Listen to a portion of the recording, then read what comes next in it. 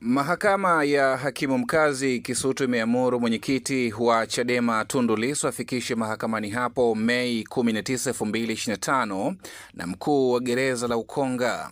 Lissu anayekabiliwa na mashtaka matatu ya kuchapisha taarifa za uongo alishindwa kufikishwa mahakamani kutokana na hoja za upande wa jamhuri ya kwamba kesi hiyo isikilizwe kwa njia ya mtandao, huku Lissu naye akigomea kushiriki kesi hiyo kwa njia ya mtandao.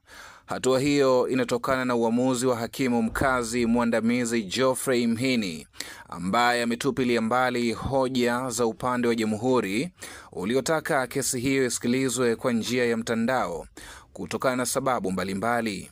Katika uamuzi wa leo, hakimu Mhini amekubaliana na hoja za jopo la mawakili wa utetezi walioongozwa na Mpale Mpoki ya kwamba shauri hilo lilipaswa kuendeshwa wakati mshtakiwa akiwepo mahakamani, kwani zipo baadhi ya nyaraka anazotakiwa kusaini kwa sababu alitakiwa kusomewa maelezo ya awali, yani PH.